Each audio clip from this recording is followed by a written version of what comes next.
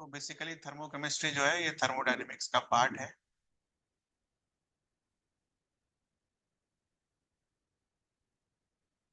This chapter deals with energy and their interactions.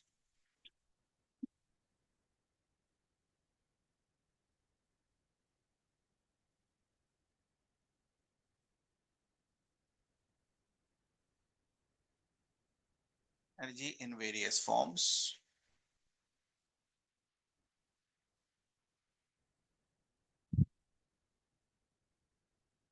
And their interactions.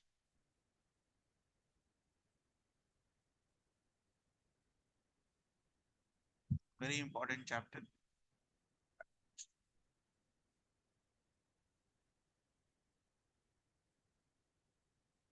Now, whatever might be the chemical process,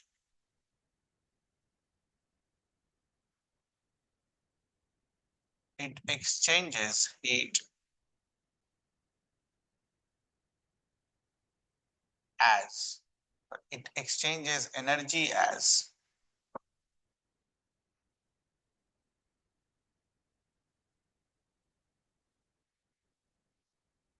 heat and work. It exchanges energy as heat and work. और both.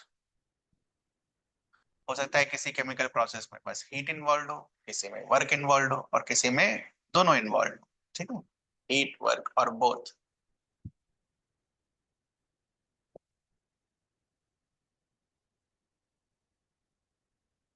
Heat and work are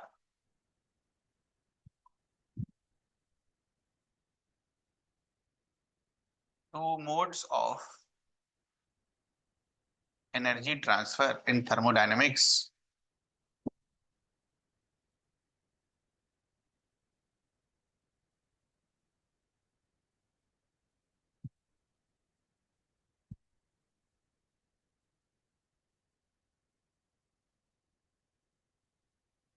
Last point. All reactions occur.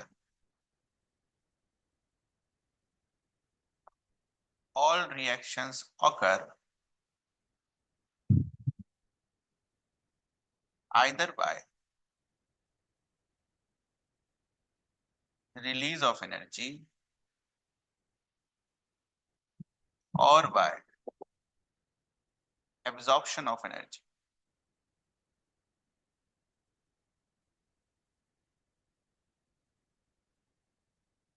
ये सब हमने already पढ़ा। जब release of energy होगा, reaction will be known as exothermic. जब absorption of energy होगा, reaction will be known as endothermic.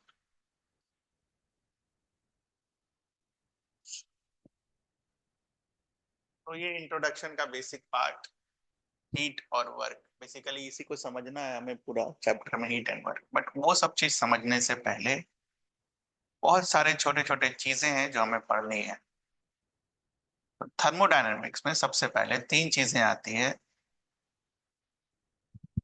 System, surrounding, boundary, और इन सब को मिलाकर यूनिवर्स। ठीक है, पहले समझ लेते हैं और फिर डिक्टेट करा देंगे क्या कहाँ पर क्या लिखना है। तो देखो, कोई सा भी केमिकल रिएक्शन होता है या कोई सा भी चीज जो आपके ऑब्जर्वेशन के अंदर होता है, से फॉर एग्जांपल पेन। अगर हम सिर्फ पेन को ऑब्जर्व कर रहे हैं तो पेन का ये वाला सरफेस क्या होगा, बाउंड्री। पेन को क्या बुलाएंगे हम, सिस्टम।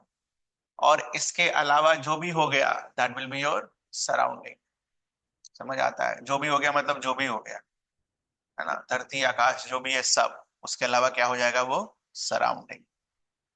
समझ आता है हमें। Anything which is under our observation. कल को मान लो पेन की जगह हम ये पेपर को देख रहे हैं तो पेपर अपना क्या होगा, सिस्टम। ठीक है, पेपर जहां खत्म होगा that will be your boundary. और उसके अलावा जो भी चीज होगी वो क्या होगी, हमारी सराउंडिंग। ठीक है, उससे कोई मैटर नहीं करता है कुछ। इंपॉर्टेंट है what is under your observation.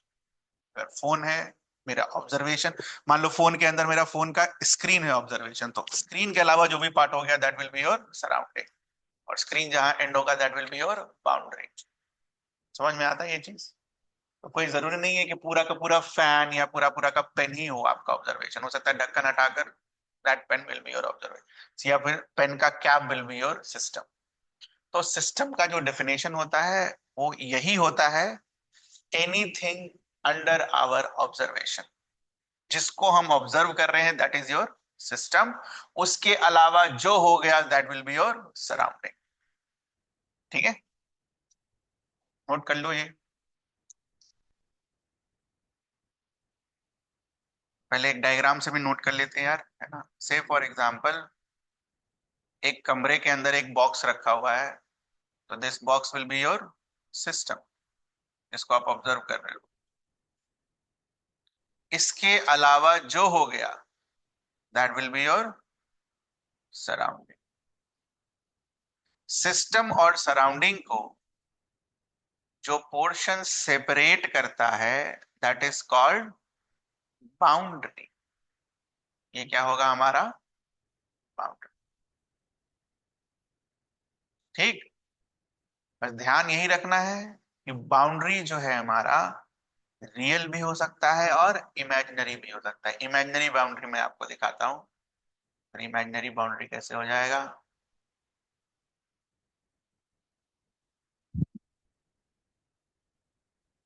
इधर देखो, ये तो दिखता है ना, बट एयर और वाटर वाली बाउंड्री आपको नहीं दिखेगी, बट है तो this is imaginary, this is real, सब लिखवा देंगे। समझ में आया आपको बाउंड्री? अगर मान लो ये पूरा पानी विथ कंटेनर, ठीक है, हमारा सिस्टम है, पूरा पानी विथ कंटेनर हमारा सिस्टम है, तो कंटेनर का बाउंड्री और पानी का बाउंड्री दोनों मिलाकर क्या बनाएगा? बाउंड्री, और उसके बाहर जो भी चीजें होंगी that will be your surrounding. Note कर लो सारा।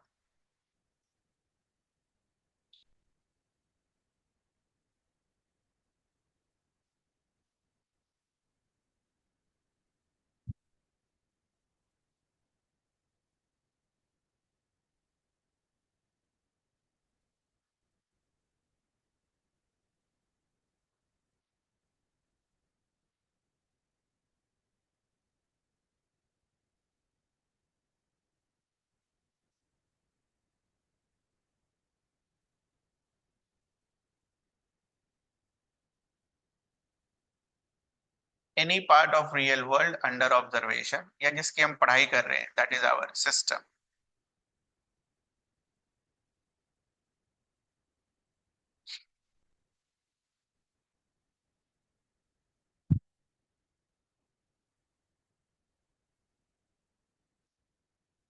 Everything other than system,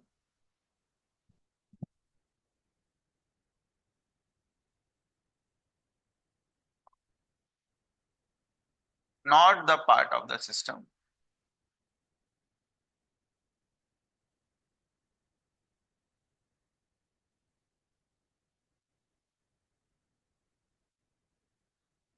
and can interact with system. जैसे हम और आप इंटरैक्ट कैसे करते हैं? बात करके, वैसे ही सिस्टम और सराउंडिंग भी इंटरैक्ट, ठीक है, कैसे करती है? हीट और वर्क के थ्रू। ठीक है, वो हम लिखेंगे बाद में। ठीक है, boundary.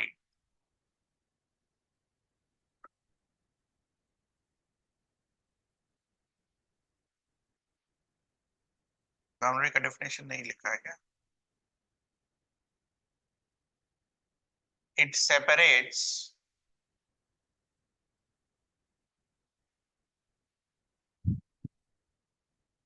system and surrounding. It separates system and surrounding.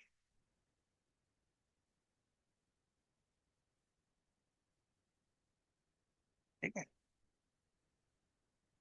Universe.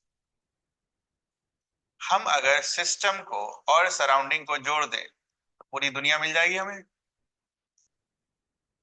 नहीं। पेन को हमने क्या डिफाइन किया, जिसको हम ऑब्जर्व कर रहे थे, दैट वाज माय सिस्टम। उसके अलावा जो भी था क्या था? सराउंडिंग। तो दोनों को जोड़ देंगे तो क्या मिलेगा? यूनिवर्स।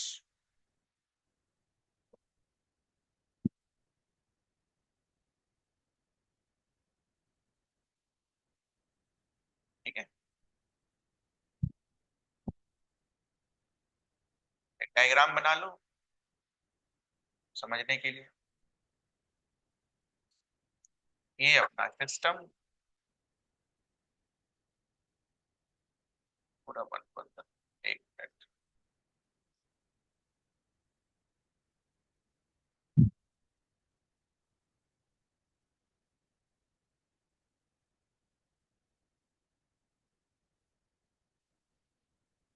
सिस्टम के अलावा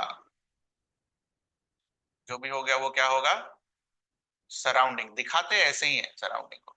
अब सराउंडिंग का मतलब ये नहीं है कि बस इतना एरिया, समझ रहे हो आप? ये जो रेक्टेंगल मैंने बनाया, सराउंडिंग का मतलब इसको एरिया वाइज नहीं लेना, बस इसको ऐसे लेना है कि सिस्टम को छोड़कर सब क्या है? सराउंडिंग। ये नहीं कि बस उतना एरिया। सराउंडिंग को ऐसे भी बना देगा फिर, उसको सराउंडिंग ही बोलेंगे। नहीं, सिस्टम को छोड़कर जो बच गया that will be your surrounding. Now boundary के बारे में देखो ध्यान से, इंपॉर्टेंट तो वही करवाना था कि अगर ये वाला पोर्शन देखें, this will be your real boundary. और अगर ये वाला पोर्शन देखें, ये वाला,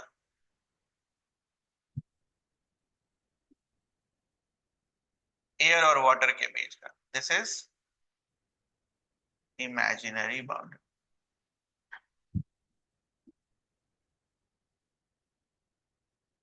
ठीक है। तो बाउंड्री के ऊपर तीन चार वर्ड्स लिखेंगे हम। नोट।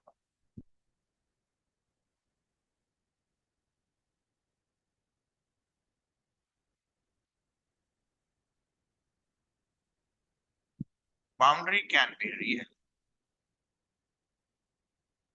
और imaginary. Boundary can be real और इमेजिनरी।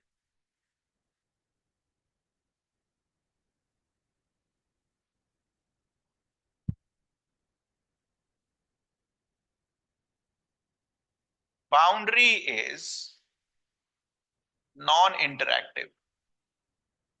मतलब समझा नॉन इंटरैक्टिव का? नॉन इंटरैक्टिव का मतलब ये हो गया कि सिस्टम और सराउंडिंग जब इंटरैक्ट कर रहे होंगे, मान लो एनर्जी का ट्रांसफर हो रहा होगा इनके बीच में, तो बाउंड्री ना ही एब्जॉर्ब करेगा और ना ही एनर्जी रिलीज करेगा। ये मतलब होता है नॉन इंटरैक्टिव का। तो इसको अच्छे से अंडरलाइन करिए। इट विल नॉट रिलीज और absorb energy. It will not release or absorb energy.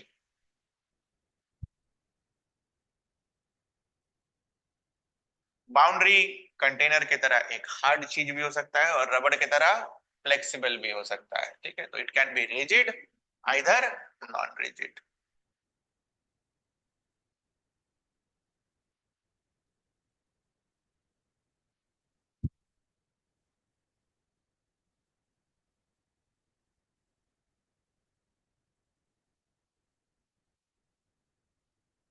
ये है कुछ इंपॉर्टेंट। 4 नंबर पर स्टार लगाइएगा।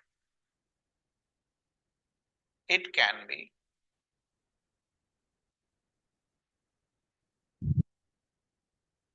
डायथर्मिक और adiabatic. It can be diathermic और एडियाबेटिक। डायथर्मिक का मतलब अभी फिलहाल आपके लिए क्या होगा? Conductor of heat. एडियाबेटिक का मतलब क्या होगा? Non conductor of heat.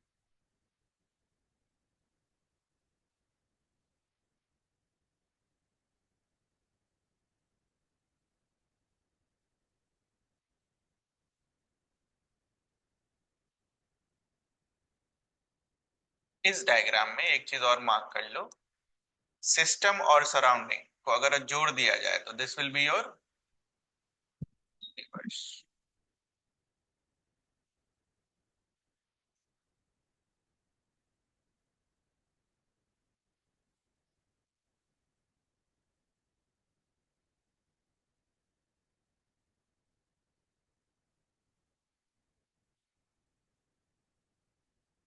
ठीक है, सिस्टम सराउंडिंग और बाउंड्री से कुछ पूछना आपको? यूनिवर्स का क्या बाउंड्री है? हाँ, सारे system surrounding boundary, but surrounding चूंकि हम बाउंड्री का ना ही इंटरेक्शन ना ही एनर्जी कुछ कंसिडर नहीं करते तो इसलिए नहीं लिखते।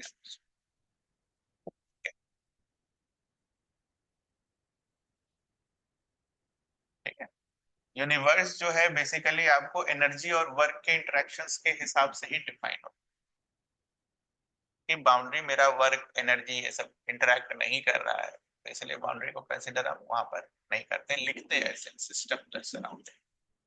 बट अगर डायग्राम वाइज देखा जाए तो system plus surrounding plus boundary, it will not be wrong, but दिखाते नहीं है क्योंकि एनर्जी का इंटरेक्शन बाउंड्री के क्रॉस नहीं होता है, ये हमने लिखा भी, इज नॉन इंटरेक्टिव। ठीक है, तो ये तीन चीजें हैं, चार चीजें, सिस्टम, यूनिवर्स, सराउंडिंग, बाउंड्री। तो कुछ पूछना आपको? Next, types of system.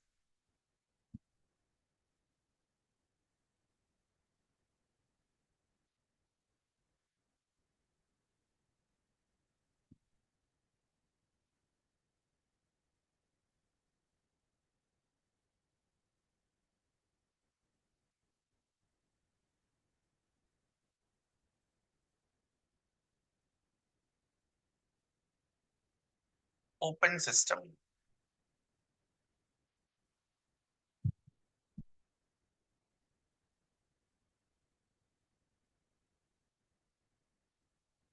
पहले समझना फिर लिख लेना। देख, ये तो लाइफ में हमने देखा ही होगा, एक कप में मान लो टी रखा हुआ है ना, कप ऊपर से क्या होता है, खुला हुआ होता है। ठीक है,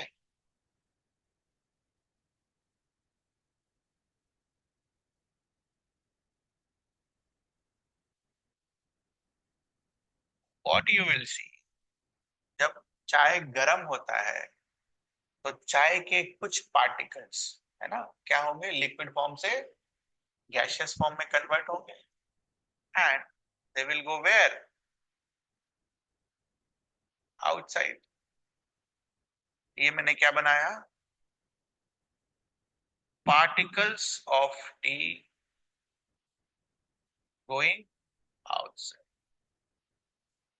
ठीक, और क्या ऑब्जर्व करते हैं हम, थोड़ी देर बाद ये जो कप है, it cools down. What does this mean, cools down? Lowering of energy. अब ध्यान से सुनना, यही चीज है बेसिक ओपन क्लोज्ड यूनिवर्स वाला सिस्टम। तो अगर हम इसको ध्यान से देखें तो क्या था अपने लिए ऑब्जर्वेशन के लिए, टी इन अ वेसल, ये है मेरा क्या, सिस्टम। ठीक, अगर सिस्टम से कोई चीज इवेपोरेट करके बाहर निकल रहा है तो हम क्या बोल सकते हैं, पार्टिकल्स बाहर निकल रहा है, पार्टिकल्स मतलब मास।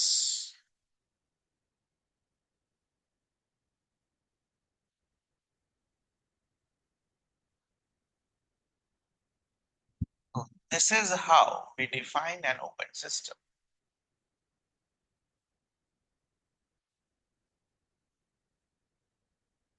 Interaction of both mass and energy. बना लीजिए, अब गोइंग आउट का मतलब ऐसा भी हो सकता है किसी सिस्टम में गोइंग इन भी हो रहा हो। बात समझ रहे हो? सिर्फ आउट को ही नहीं बोलेंगे हम ओपन सिस्टम। ऐसा सिस्टम जिसमें मास अंदर आ रहा हो और एनर्जी मान लो बढ़ती जा रही हो, that will be also your open system. कहने का मतलब है interactions of mass and energy, जैसा इंटरेक्शन हो।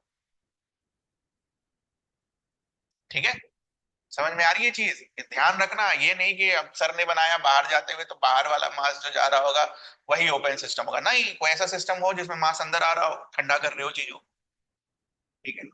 तो उसमें क्या होगा, जैसे मान लो आपके पास ठंडा ग्लास है, गर्मी के दिन में रखते हो तो पानी क्या होता है, वाटर वेपर्स वेपोरेट करके वहां आते हैं। उस केस में मास क्या कर रहा होगा, बढ़ रहा होगा। तो ये चीज तो ध्यान रखिएगा। ये है कीवर्ड, ये जो मैंने लास्ट में लिखा है, इंटरैक्शन। इंटरैक्शन में मास एंटर भी कर सकता है, मास एग्जिट भी कर सकता है। इंटरैक्शन में एनर्जी बढ़ भी सकती है, एनर्जी घट भी सकती है। ये तो मैंने एग्जाम्पल के लिए समझाया।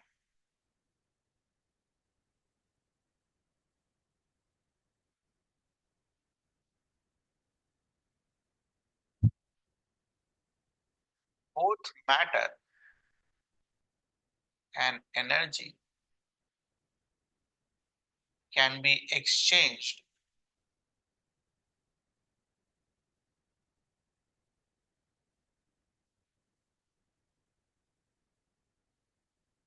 between system and surrounding.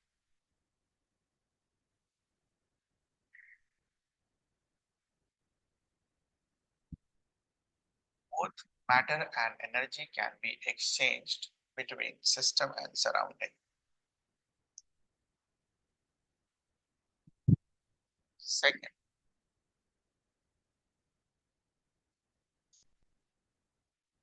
closed system. Same example लेंगे हम।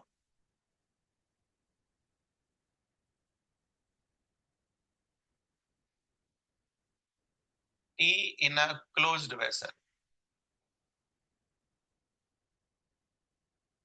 ठीक है? Tea in a closed vessel। Closed normal vessel। जैसे मान लो आपने एक चाय के कंटेनर पर ऊपर पर लिड लगा दिया। ठीक है? चाय जिसमें बना उसमें लिड लगा दिया। What will happen?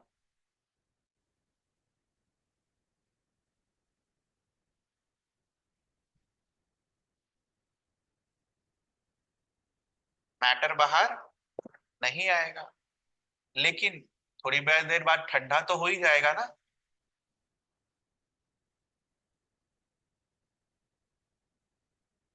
How do we define a close system? A system in which only interactions of energy happens. System और सराउंडिंग के बीच में कैसा इंटरेक्शन होगा, एनर्जी का इंटरेक्शन होगा। मैटर का लेन देन नहीं होगा क्योंकि आपने उसको क्लोज कर दिया, बंद कर दिया। मैटर का पार्टिकल कैसे बाहर निकलेगा? ठीक है?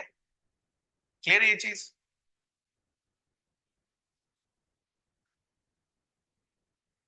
क्या चीज? सिर्फ मैटर का, हाँ, होने का तो हो सकता है, वैसा पॉसिबल है, बट वो अभी हमारे सिलेबस में नहीं है। मैटर का इंटरेक्शन होता है बिना एनर्जी। वो अभी क्या, वो तो पूरा इंजीनियरिंग भर सिलेबस में नहीं होगा। मतलब वो क्वांटम फिजिक्स के डायमेंशन में जाता है, जहाँ लार्ज हाइड्रोजन कोलाइडर्स वगैरह होते हैं सर्न पे। स्विट्जरलैंड में वो बना हुआ है पूरा क्वांटम पार्टिकल्स, वहां पर होता है मैटर का इंटरेक्शन, होता है एनर्जी का।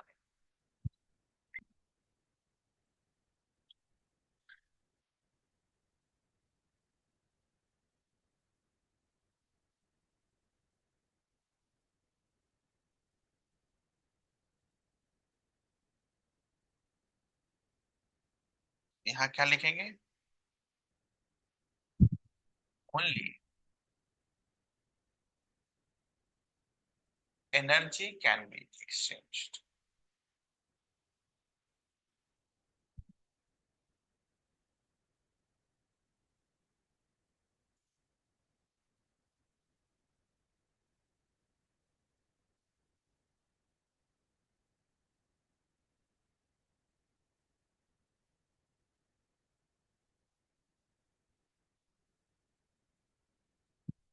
इस बार टी को हमने थर्मस फ्लास्क में रखा है, हॉट पॉट वाला जो होता है ना।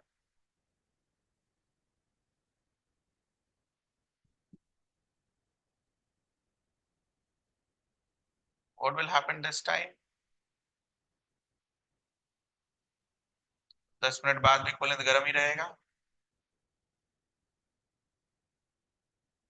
अगर एक बढ़िया हॉट पॉट है तो 24 घंटा बाद भी खोलेंगे तो गर्म ही रहेगा।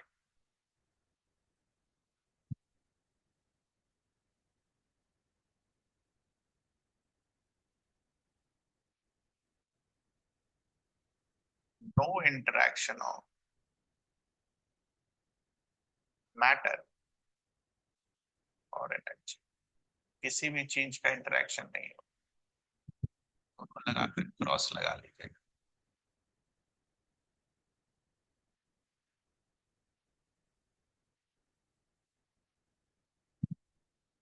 किसी भी दिशा में बना सकते हैं।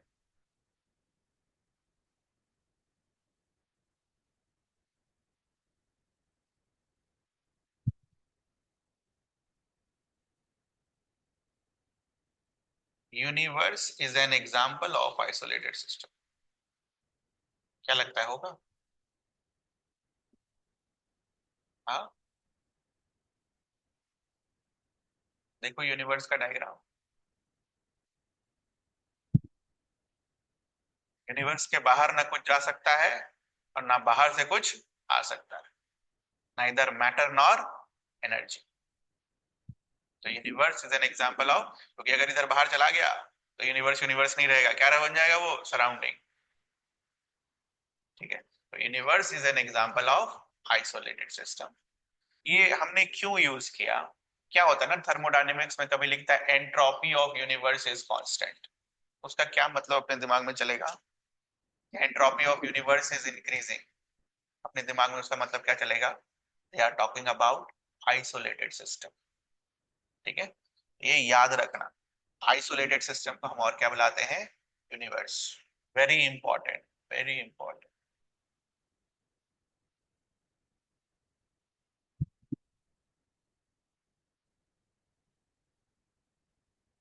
इकोसिस्टम कहाँ होगा बेटा? Ecosystem, ecosystem is an example of open system, interaction of both mass as well as energy. Ecosystem is an example of open system. इन तीन सिस्टम्स में आपको कुछ पूछना है?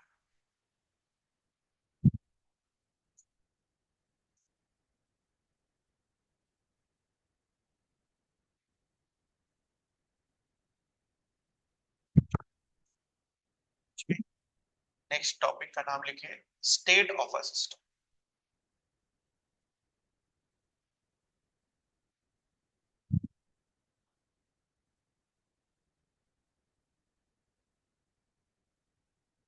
When we talk about state of a system, सबसे पहले अपने दिमाग में आता है स्टेट का मतलब सॉलिड लिक्विड गैस। तो we are not talking about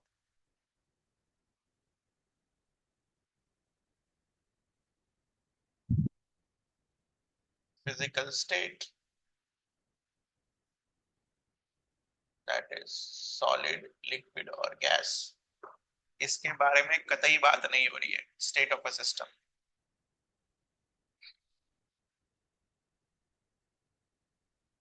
इसके बारे में बात हो रही है।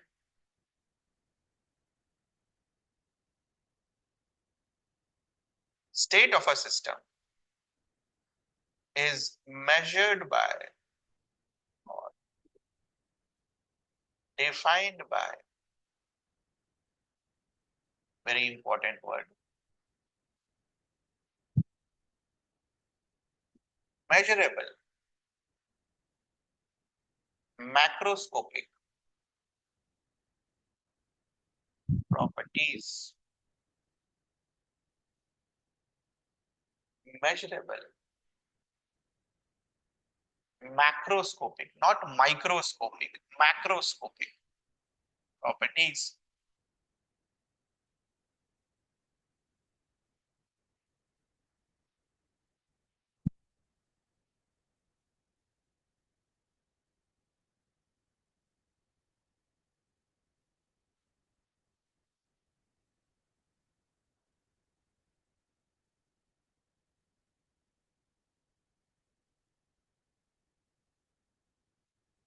these macroscopic properties or variables which are used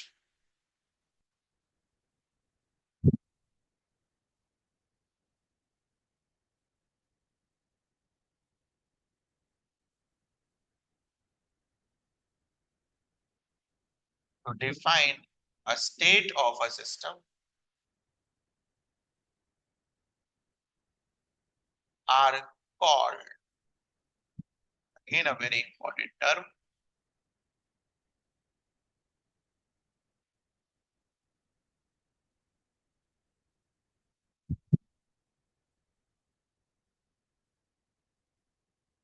state function.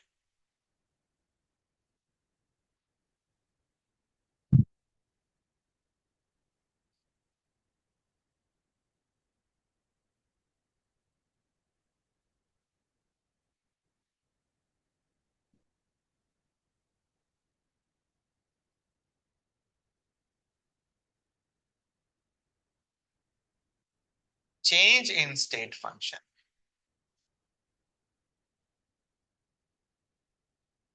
depends, very important,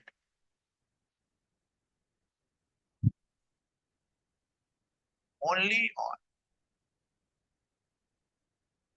initial and final state of the system,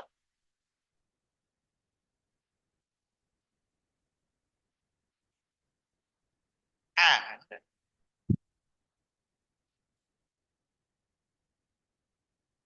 not on how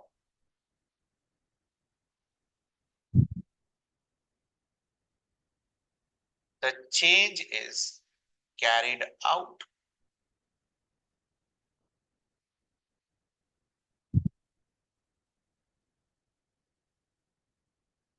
In other words, we say that it is independent of path followed.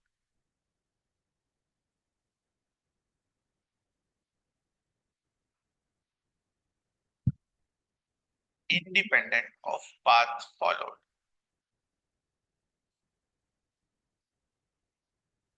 ठीक है, सबका मतलब अभी धीरे धीरे करके clear होगा क्या मतलब हुआ पाथ फॉलोड का, how the change is carried out, ये सबका मतलब धीरे धीरे करके आपको क्लियर होगा। पहले तो एग्जांपल लिखिए, what are the examples of state functions? Temperature, pressure, moles, volume, all forms of energy,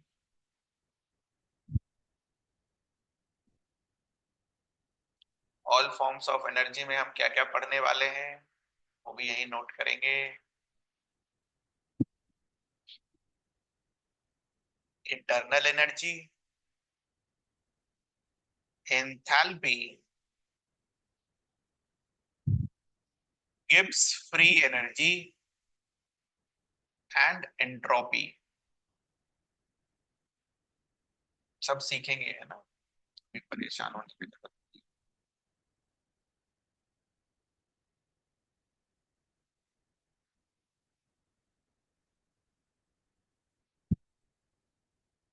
internal energy, enthalpy,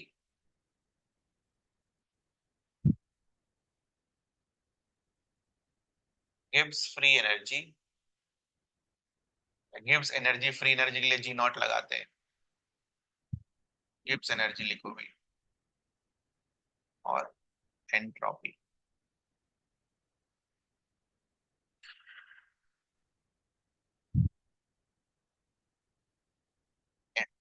एक एग्जांपल लेकर समझाता हूं मैं आपको। सपोज इसके बारे में अगर हम पढ़ते हैं,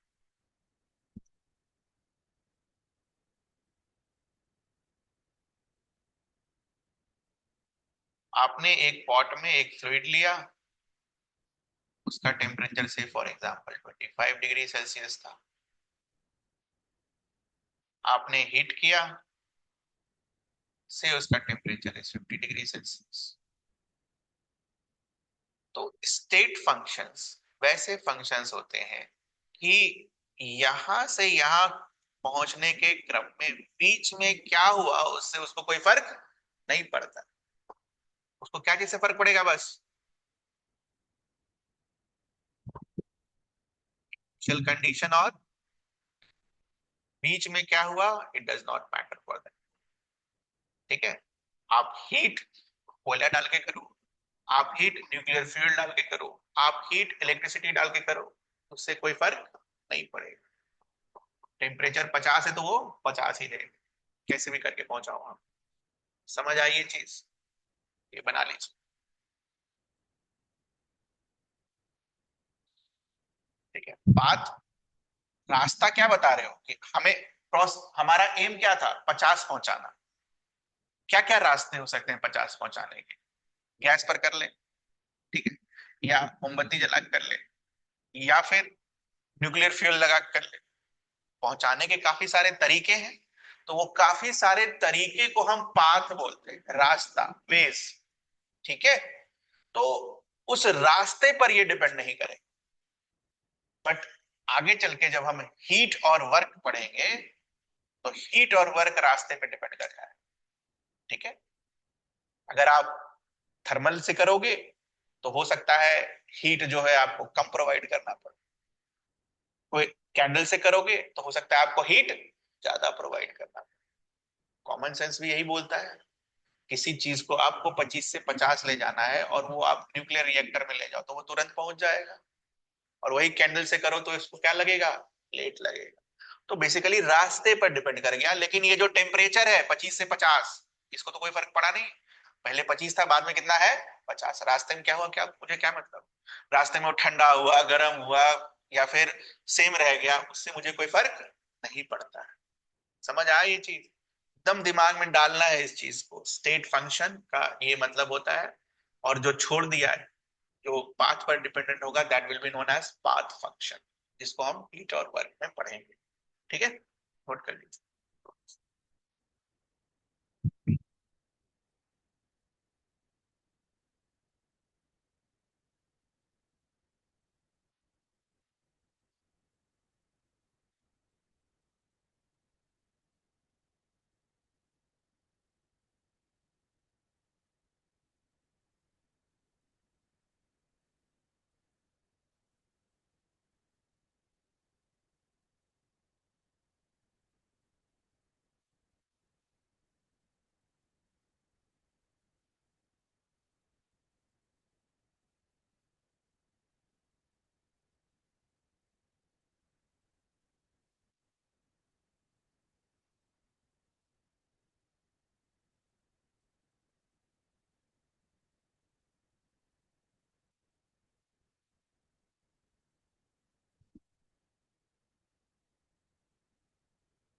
Change in state function will be given by P2 minus P1। Direct लिख सकते हैं, because it does not depend on path.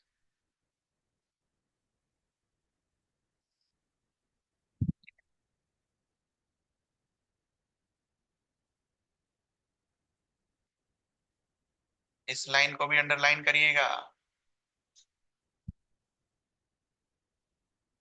Change in state function.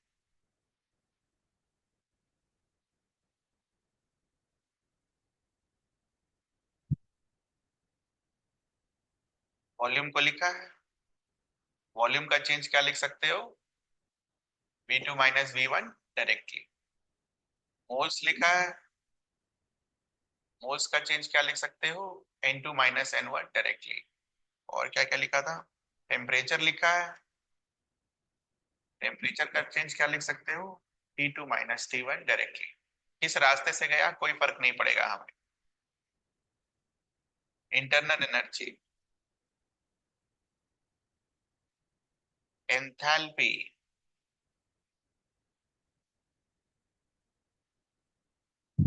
Gibbs energy, entropy,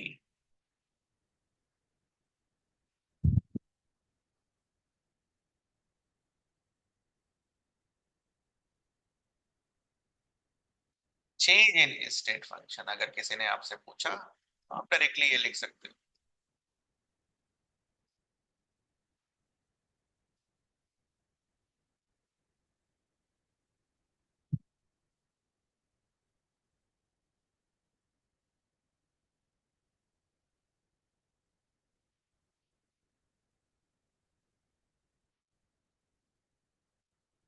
यहीं पर हम नोट करके एक पॉइंट लिख लेंगे, note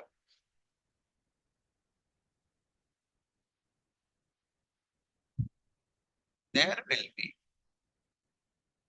some functions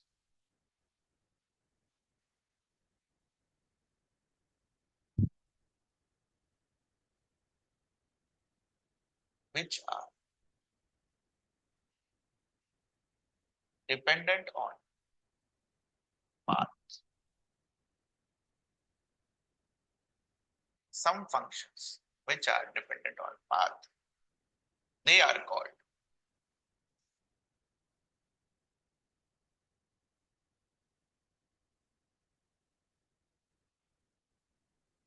path functions.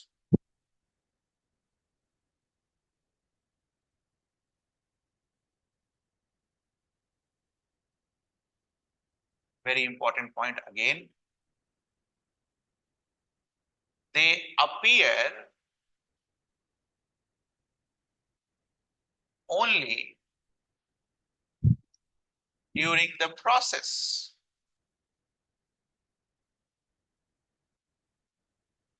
They appear only during the process. मतलब देखना ध्यान से, सेम क्वेश्चन 25 से 50 पहुंचाना है, तो 25 एक स्टार्टिंग पॉइंट होगा, 50 एक एंड पॉइंट होगा, और मुझे उसको हीट करना है।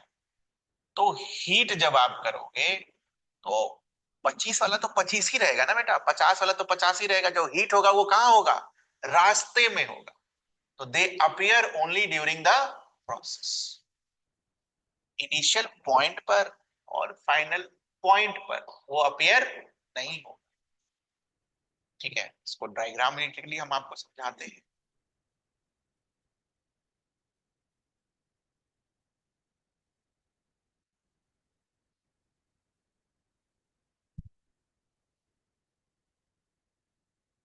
You will not write this. There is nothing called work 1 and work 2. Work आपको कहां दिखेगा, इस रास्ते,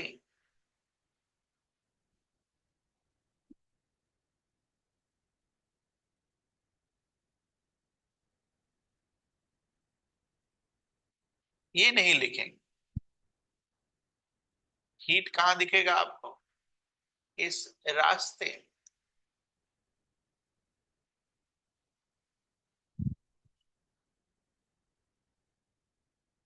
ठीक है, दिस नॉट राइट। लेकिन अगर ये यू रहता तो ये बस और बस कहां दिखता, एंड पॉइंट्स। ठीक है, इसीलिए U1 U2 को हम क्या बुलाते हैं, स्टेट फंक्शन।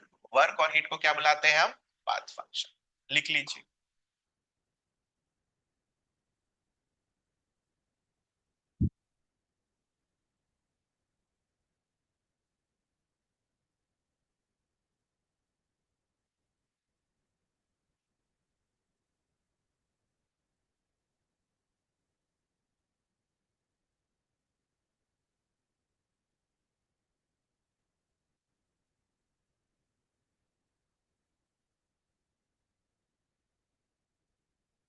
वर्क और हीट इस पॉइंट पर अपियर नहीं हो, इस पॉइंट भी बना लेना यार, पॉइंट की बात हो।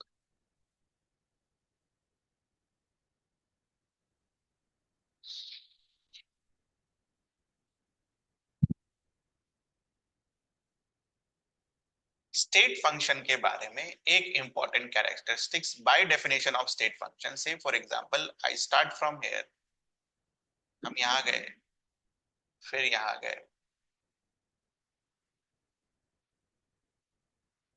फिर यहां से यहां आए, फिर इधर से इधर आ।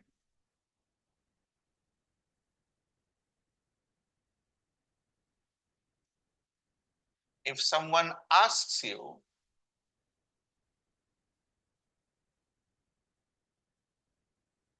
change in state function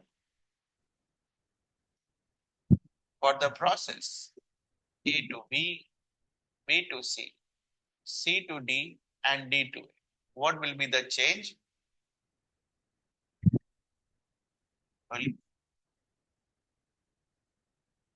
Change will be zero, क्योंकि जहां से स्टार्ट किया वहीं खत्म कर दिया. And we know that state function depends only on endpoints. Since endpoints are same,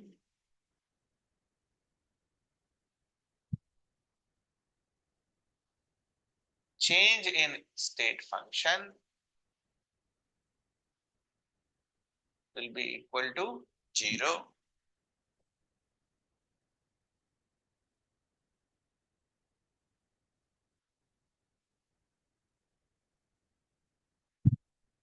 Change in state function equal to 0. याद रखें.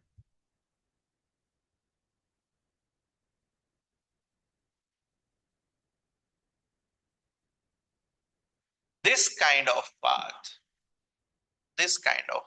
जहां पर starting point और end point same है, this kind of path is known as cyclic path. This kind, बड़ा important word सब है ये, फालतू में नहीं लिख रहे हम.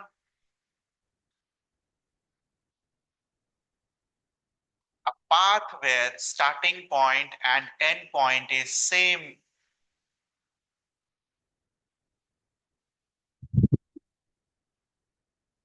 All closed paths are cyclic. बोलिए सही है गलत?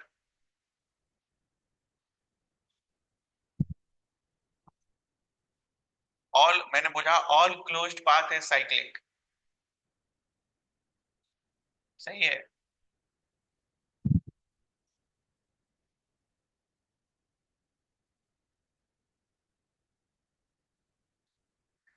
यही सब चीज है ना थर्मोडायनेमिक्स को डिफिकल्ट बनाती है.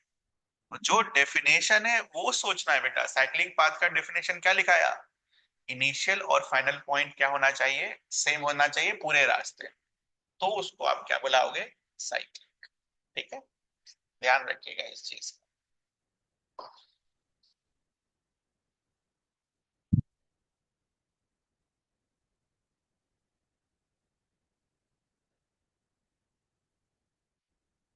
स्टेट फंक्शन का चेंज तो हमेशा क्या आएगा? 0.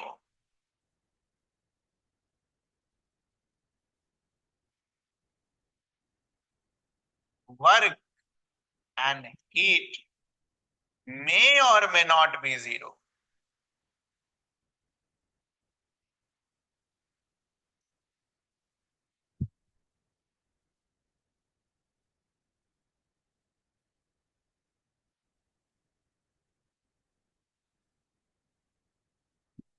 बेसिकली हमने कौन सा टॉपिक पढ़ा यहाँ पर? Cyclic path. टॉपिक का नाम ऊपर पर लिख लीजिए.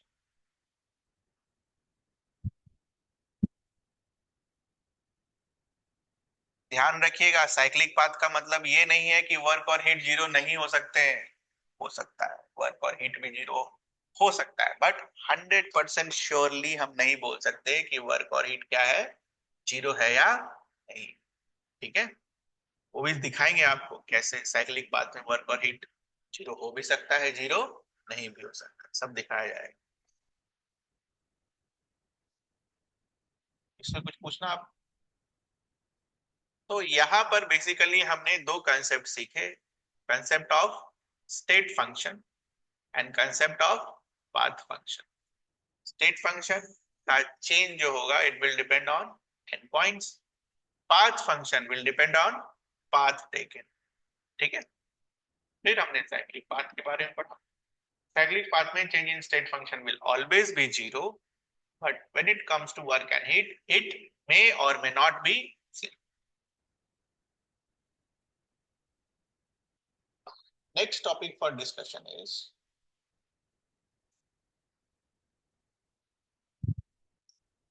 intensive and extensive properties. Intensive and extensive properties.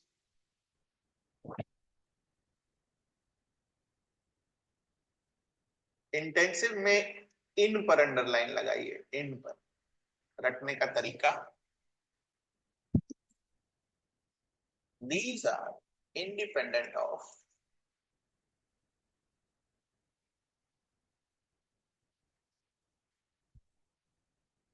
quantity of matter.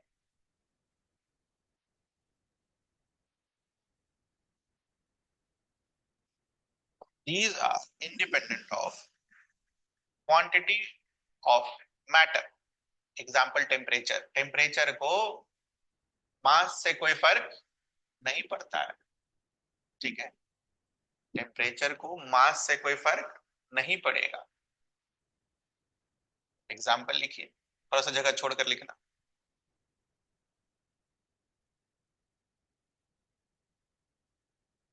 Temperature.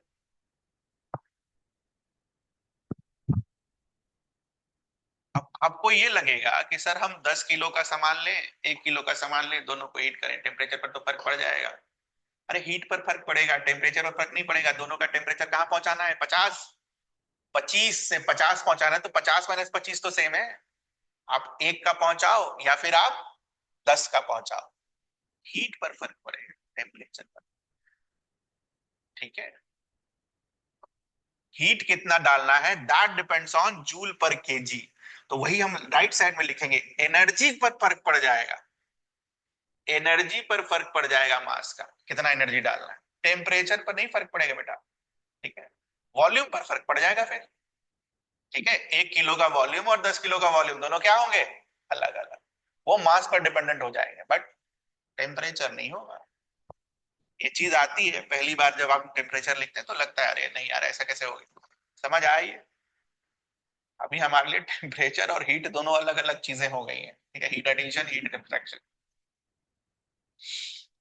Next is pressure.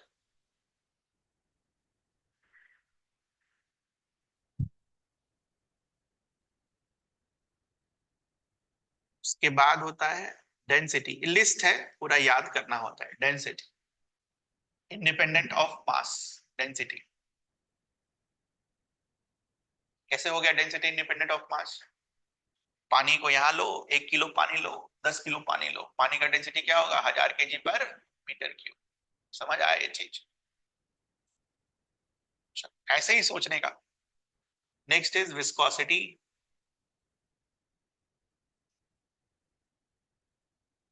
Viscosity का मतलब क्या हो गया? फ्लूइड फ्रिक्शन को हम क्या बुलाते हैं? विस्कोसिटी. कोई गाढ़ा चीज हुआ that will be more viscous. Honey, honey is more viscous. ठीक है, बेसिकली जो कम फ्लो करे that will B viscous.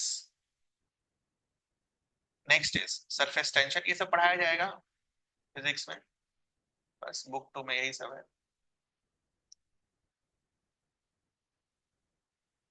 Boiling point, melting point, gas constant R, gas constant R, vapour pressure.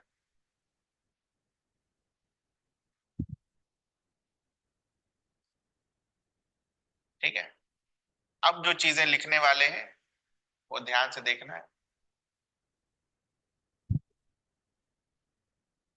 ये सब सिखाएंगे क्या होता है अभी. Molar heat capacity,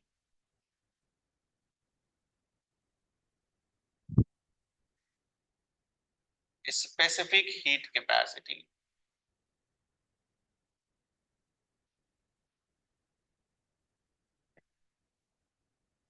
specific volume,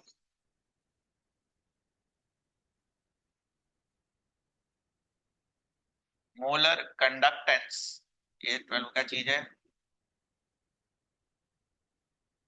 specific conductance, again 12 का चीज है इलेक्ट्रोकेमिस्ट्री का।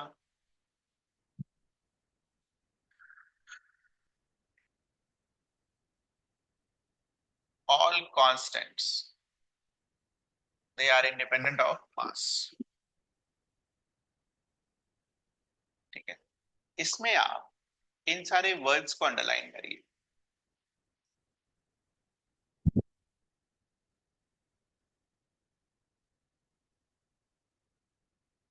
Molar volume, what is the meaning of molar volume?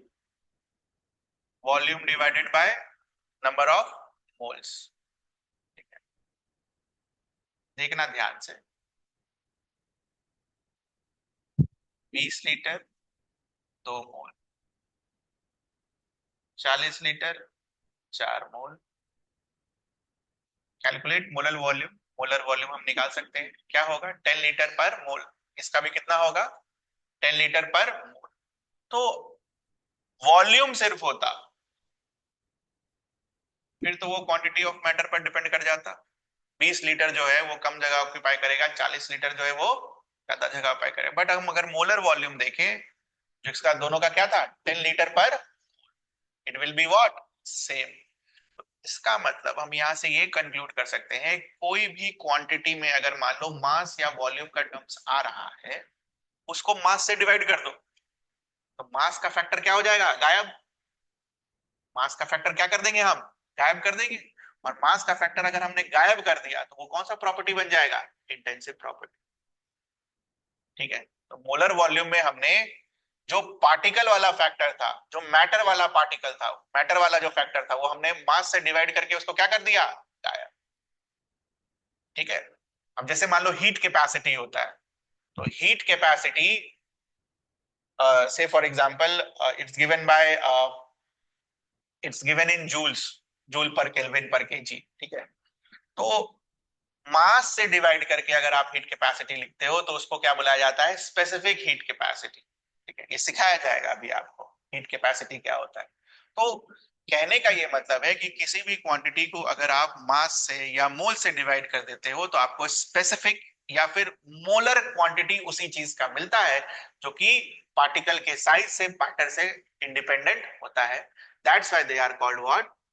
आपको इंटेंसिव प्रॉपर्टीज। इंटेंसिव प्रॉपर्टी का एक प्रॉपर्टी, इंपॉर्टेंट चीज यहां पर हम लिखेंगे, वो क्या? कि they are non additive.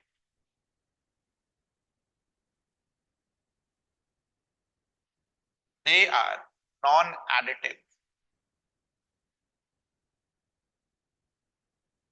They are non additive. इसका मतलब अभी आपको सिखाया जाएगा थोड़ी देर। एक्सटेंसिव प्रॉपर्टी के एग्जांपल्स लिखिए। Volume,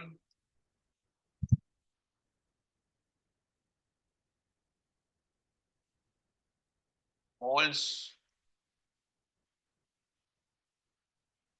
mass, length, all forms of energy, all forms of energy, be it kinetic energy, be it potential energy, be it internal energy, it gives free function, enthalpy, उसके बाद entropy, सारे forms of energy। ठीक है, they are all what? Extensive property। तो extensive property का definition क्या होगा?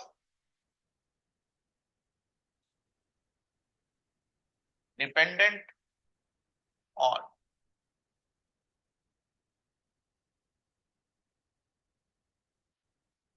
quantity of matter, matter की क्वांटिटी पर डिपेंड कर जाएगा। अगेन, लॉजिकल के लिए वही लॉजिक है कि अगर आप 10 किलो चीजों को हीट करो या 5 किलो चीज को हीट करो, दोनों के लिए एनर्जी रिक्वायर्ड क्या होगी? अलग अलग। ठीक है, and they are additive in nature. इसका मतलब मैं अभी आपको सिखाता हूँ। ठीक है, देखना ध्यान से। एक कंटेनर बनाओ।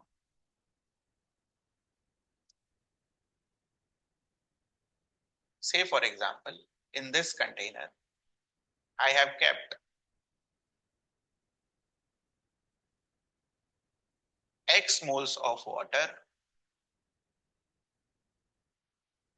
वॉल्यूम जिसका 100 ml है, at 25 डिग्री सेल्सियस, और डेंसिटी इज 1 ग्राम पर सीसी या 1 ग्राम पर एमएल, वही 1000 केजी पर मीटर क्यूब। ठीक है, देखो कैसे देखते हैं इसको। मान लो यहां पर एक पार्टीशन लगा दिया जाए। ठीक, ठीक। तो पार्टीशन अगर लगा दोगे, 100 ml का था, इधर कितना होगा? 50 ml। इधर कितना होगा? 50 ml। ये समझ आता है? टेम्परेचर आधा आधा हो जाएगा। It will B 25 degree Celsius. यही सिखाया आपको। Volume is extensive additive in nature. अगर मुझे नेट वॉल्यूम चाहिए होगा तो मैं क्या करूंगा? 50 और 50 को ऐड कर दूंगा, लेकिन 25 और 25 को ऐड करके 50 बना देंगे हम? नहीं बनाएंगे। ये हुआ नॉन एडिटिव, ये हुआ एडिटिव। बना लीजिए।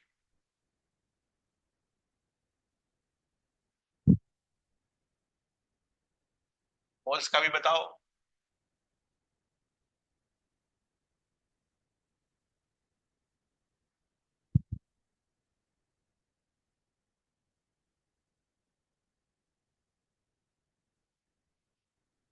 डेंसिटी का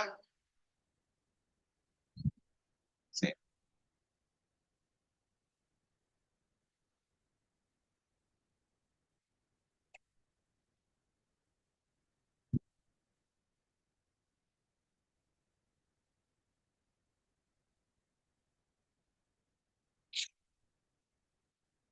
ठीक है, ये सब याद करने हैं आप।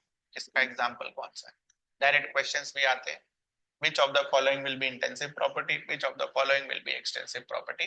या 10 प्रॉपर्टी आपको दे देगा, उसमें से पूछेगा कौन सा इंटेंसिव है, कौन सा एक्सटेंसिव है। मैं तो ऐसे ही करता हूँ, डब्बे में डाल के देख लो क्या आधा आधा करने पर क्या हो जाएगा। ठीक है,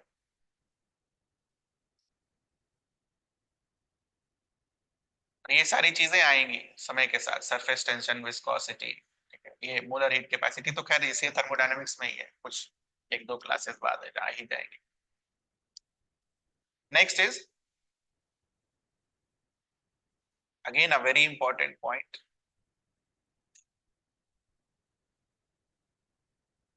ratio of two extensive properties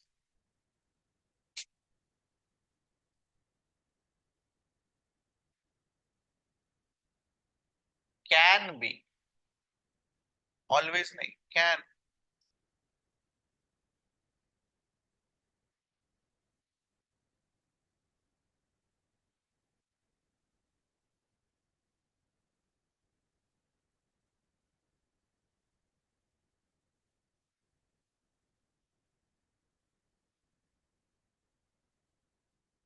example, density is equals to mass by volume। मास कैसा प्रॉपर्टी है बेटा? वॉल्यूम कैसा प्रॉपर्टी है? और ये कैसा है?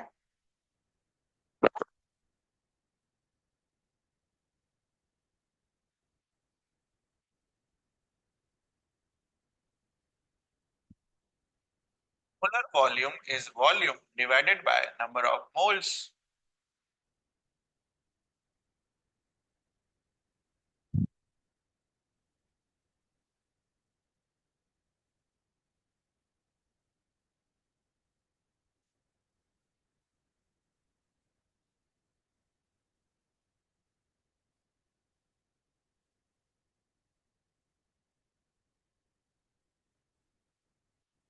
यहां तक कुछ पूछना? पढ़िएगा अच्छे से, याद करिएगा। कितना पढ़ेंगे, याद करेंगे, क्योंकि देखो थर्मोडायनेमिक्स डिफिकल्ट हो जाता है, इतना नया चीज है। एक तो सबसे पहले क्या है, प्रॉपर्टी नहीं है। दूसरा डिफिकल्ट ये हो जाता है ना, ये कैन बी और मे नॉट बी वाला, यही ले डूबता है लोगों को। कहाँ मस्ट होगा, कहाँ ऑलवेज होगा, कहाँ मे होगा, तो थोड़ा ध्यान से पढ़ना होता है वो। इसलिए मैं आपको वर्ड सारे डब्बे में बंद करके दे रहा हूँ, उसका अपना मतलब है। ठीक है, ये नहीं कि अपने मन से कैन की जगह ऑलवेज लिख दिए ना, वो नहीं हो सकता है।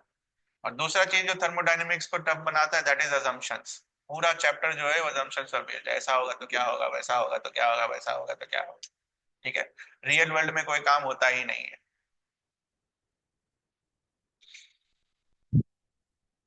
That's why this chapter is hard. पूरा आधा जिंदगी निकल जाएगा अजम्पशन याद करने में।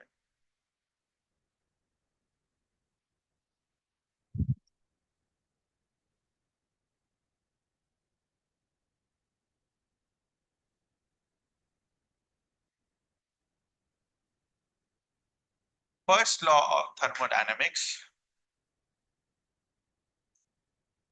says that change in internal energy is equals to Q plus W.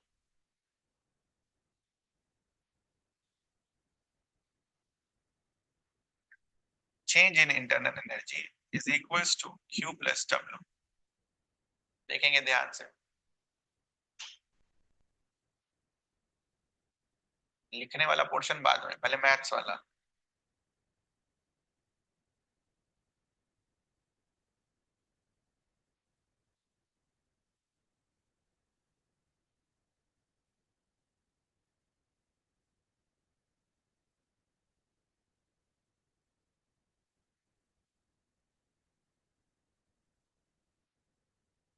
मान लीजिए आपने इसमें कुछ हीट ऐड किया,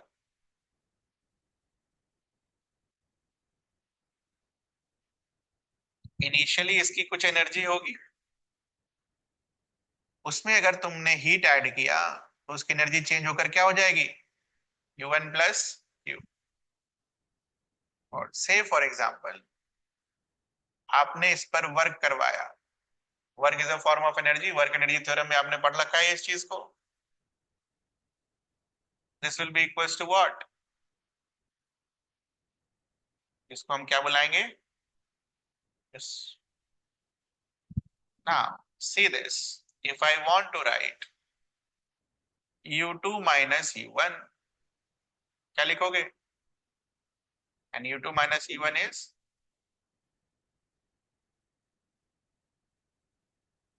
नोट कर लीजिए।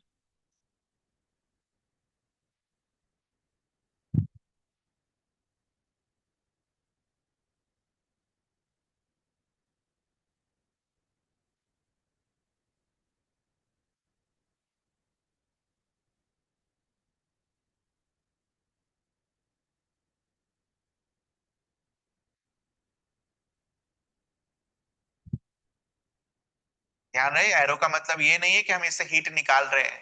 ठीक है, एरो का मतलब क्या है, यहाँ पर स्टेट इसका चेंज हो रहा है, पहले ए पर था,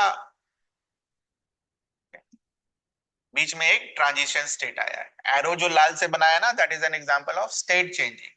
ये आपको बता रहा है कि हीट ऐड हो रहा है, दिस वन। इससे पता चल रहा है हीट ऐड हो रहा है, इससे पता चल रहा है कि वर्क डन हम सिस्टम पर कर रहे हैं। एरो बेसिकली आपको बता रहा है सिस्टम कहां से कहां मूव कर रहा है। कंफ्यूज नहीं होना, सर यहाँ तो हीट बाहर निकल रहा है, माइनस करना चाहिए था, घटाना चाहिए था, है ना। अगर सिस्टम का मान लो एनर्जी है 10 जूल, उसमें से हीट निकाल लिए 2 जूल, तो क्या होगा उसका 10 - 2 8। लेकिन यहाँ पर एरो किसको दिखा रहा है, सिस्टम का मूवमेंट दिखा रहा है, इसका कलर चेंज कर दे रहे हैं। ठीक है, और जो प्लस लिखा है वो बता रहा है कि आपने क्या किया है, हीट सिस्टम में ऐड किया।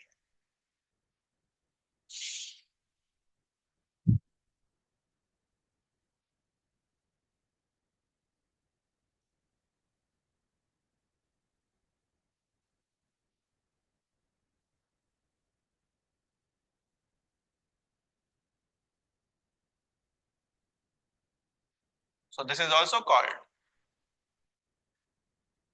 पहले मैं मैथ्स ही कराऊंगा, यही इतना सही है। कितना सही कितना डेंजरस हो सकता है आपको दिखाया जाएगा थोड़ी मतलब आगे की classes. Mathematical formulation of first law.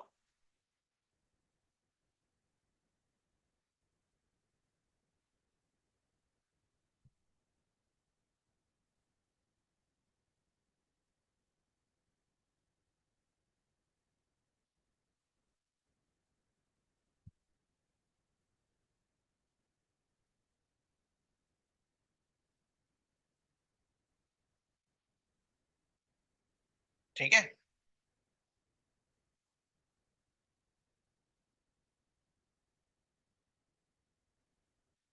First law is also known as law of conservation of energy.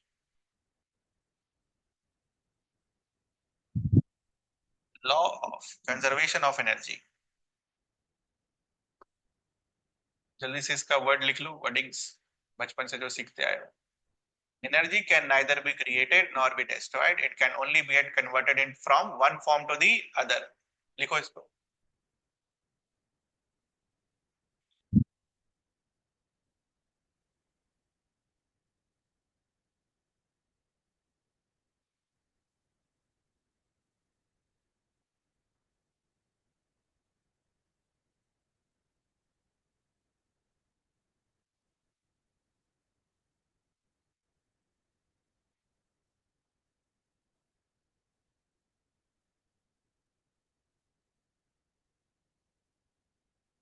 लिख लिया आपने?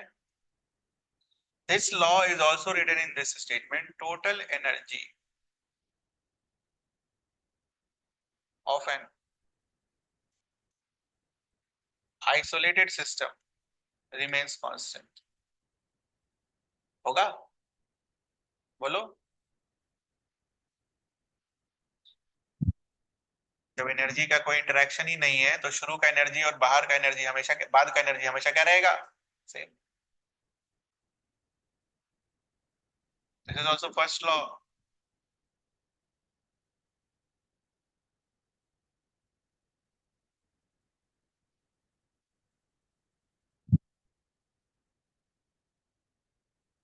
Total energy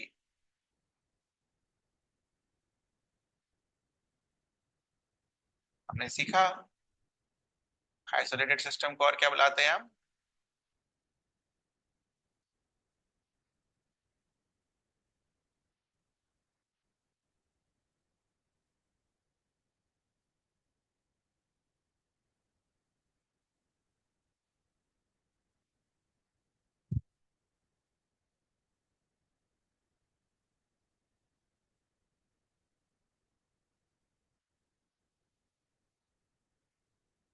First law of thermodynamics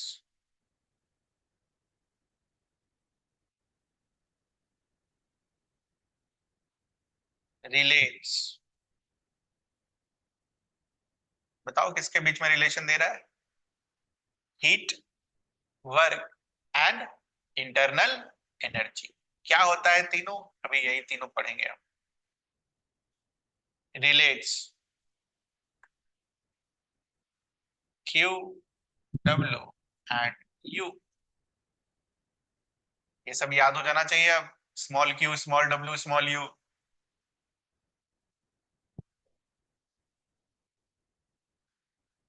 सबसे पहले heat, Q.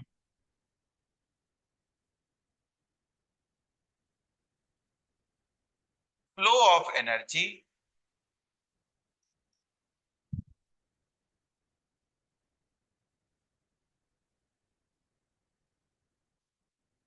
Between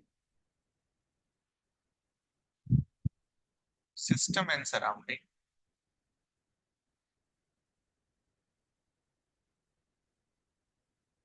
due to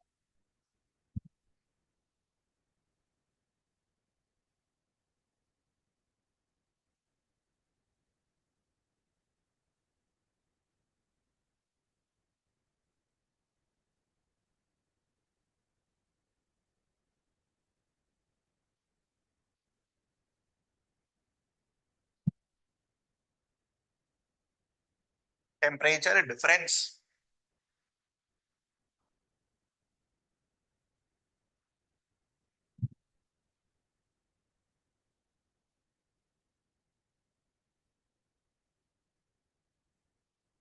Heat is a form of energy.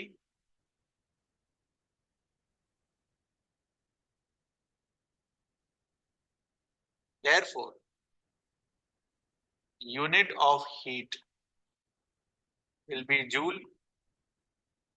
Chemical process में बहुत heat use होता है, kilo joule. There are some other units of an heat called calorie. Since it's a new term, calorie.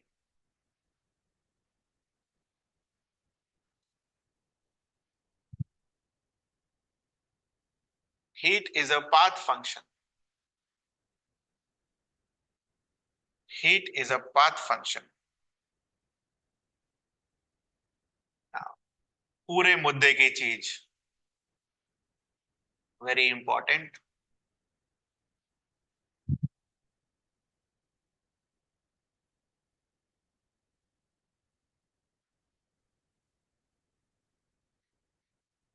इसलिए मैंने उस समय आपको arrows का डिफरेंस समझाया था।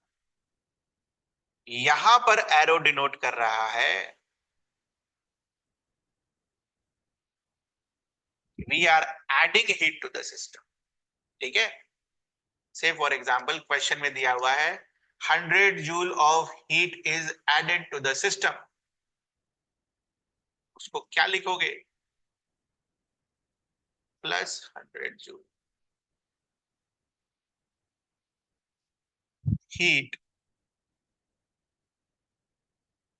added to the system is taken to be positive. Sign convention है ये। Heat added to the system is taken to be positive.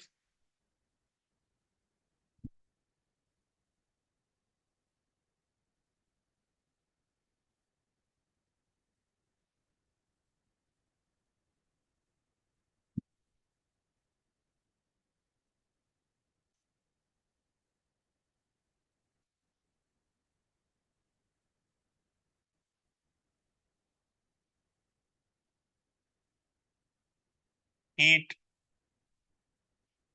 released from the system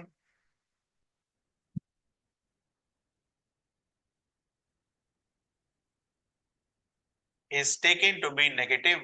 question में दे रखा है system has release 100 joule of energy, क्या लिखोगे उसको? -100 joule. अगर आप ध्यान से देखो, हीट का एडिशन और हीट का सब्ट्रैक्शन किसके हिसाब से देखा जा रहा है? सिस्टम के हिसाब से। सिस्टम के अंदर आया है ना, सिस्टम के ज्यादा ज्यादा हीट लिया तो प्लस, और सिस्टम ने हीट दिया तो माइनस। ठीक है, सिस्टम अगर बढ़ रहा है तो प्लस, सिस्टम अगर घट रहा है तो माइनस। वर्क के लिए भी यही अप्लाई होगा। ठीक है, work done on the system will be positive and work done by the system will be negative. ये आएगा वो, समझ में आ रहा है? सिस्टम के हिसाब से प्लस और माइनस डिफाइन हो रहा है। सिस्टम के अंदर आया तो प्लस, सिस्टम से बाहर गया तो माइनस। सिस्टम अगर ऊपर गया तो प्लस, सिस्टम अगर नीचे गया तो माइनस। मैं तो ऐसे ही करता हूं, वो कभी मैं ये प्लस माइनस झंझट लेता ही नहीं। सिस्टम बनाते हैं, एरो बनाते हैं, जो आ रहा है वो ऐड किया, जो जा रहा है वो घटाते गए। कभी गलत नहीं होगा सवाल, कुछ भी दे दे एग्जाम्पल, खाली वो दिखना चाहिए कि सिस्टम से किधर हुआ, अंदर आया बाहर आया, जोड़ घटाना है, उसके बाद थोड़ी कुछ करना है। और उसी में बच्चे करते हैं गलती। साइन कन्वेंशन में प्लस माइनस क्या होगा नहीं होगा पता ही नहीं चलता। सब दिखना चाहिए, आया प्लस गया माइनस, यही है और कुछ नहीं है इसमें।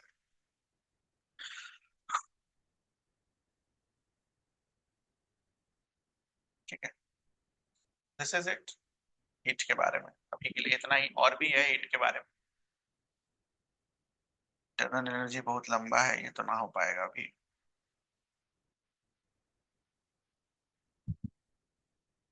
और भी लंबा। इंटरनल एनर्जी के बारे में 2 लाइन लिख लेंगे बस।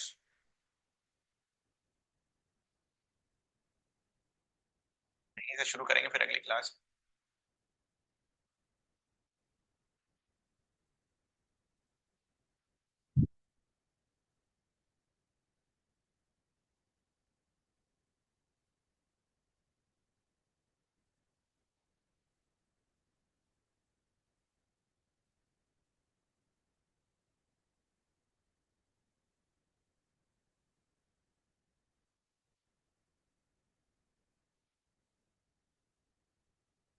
Energy of a thermodynamic system is called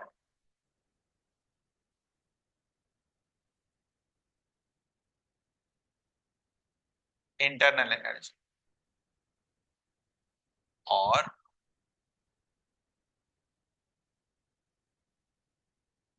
sum of all possible types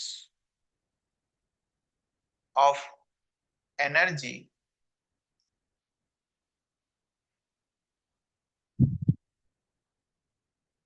possessed by the system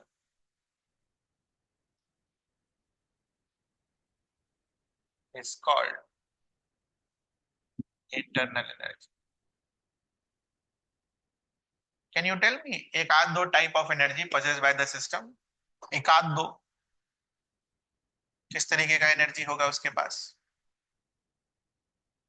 potential energy particles के हो सकते हैं, पार्टिकल मूव कर रहा है तो उसके अंदर काइनेटिक एनर्जी ऑफ पार्टिकल्स हो सकते हैं, और वाइब्रेट कर रहा है तो वाइब्रेशन की वजह से एनर्जी हो सकती है। वाइब्रेशन और काइनेटिक एनर्जी का मूवमेंट दोनों अलग अलग चीज होता है। ठीक है, तो वाइब्रेट कर रहा है तो वाइब्रेशंस की वजह से एनर्जी हो सकते हैं। ठीक है, इंटरमोलिकुलर फोर्सेस ऑफ अट्रैक्शन है, उसकी वजह से एनर्जी हो सकता है। तो ये सारे को कहाँ क्लब कर देते हैं हम? Internal energy. ठीक है, for study purpose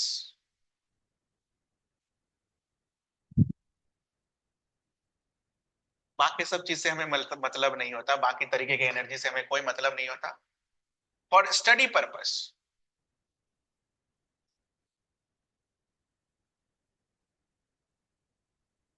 internal energy is equals to potential energy plus kinetic energy. Note कर लीजिए।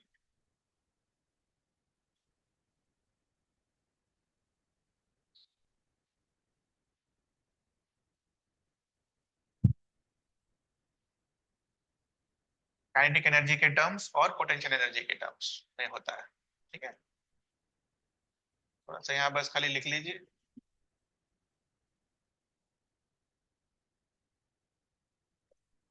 ताकि थोड़ा याद आ जाए पोटेंशियल एनर्जी और ये सब क्या है। और फिर इसके आगे हम अगली क्लास में करेंगे। यहाँ तक कुछ पूछना है आपको? एक बार देख लो यार, नया चीज है, पढ़ना होगा यार मल्टीपल टाइम्स। थर्मोडायनेमिक्स पहले तो रटना होगा, इसको क्या बुलाते हैं, कौन पॉजिटिव होता है कौन नेगेटिव होता है, तब जाके इसके न्यूमेरिकल प्रॉब्लम हमसे सॉल्व होंगे। ठीक? कुछ पूछना आपको किसी में भी? दो सिस्टम का एक सराउंडिंग, दो सिस्टम का, no it will be different ना बेटा। दो अलग अलग सिस्टम के लिए देखो, मान लो आपने दो जार्स रखे हैं यहाँ पर, पहले तो दो सिस्टम हो ही नहीं सकता, बट फिर भी अगर मान लो हो गया, दो सिस्टम क्यों नहीं हो सकता? क्योंकि ऑब्जर्वेशन में आप या तो ये रखोगे, लेकिन अगर हो गया फिर भी, अगर आप इसको दो अलग अलग सिस्टम कंसिडर कर रहे हो, it can not be so, because अगर दोनों को ऑब्जर्व कर रहे हो तो this will be your system. समझ में आ रहा है ये चीज?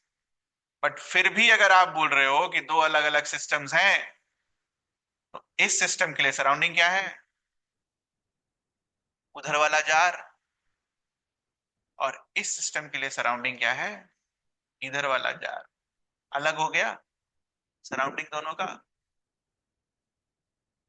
ठीक है, थर्मोडायनेमिक्स में थोड़ा सा ध्यान देके इन सारी चीजों को करने का। ठीक है, और कुछ? जा सकते हैं आप।